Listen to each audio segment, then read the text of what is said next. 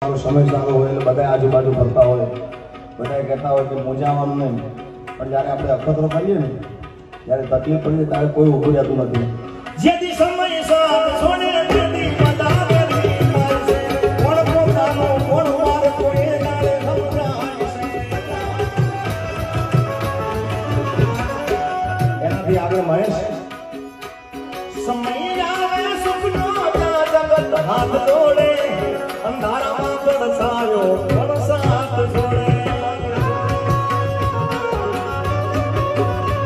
અરે સમય આવે હવને રે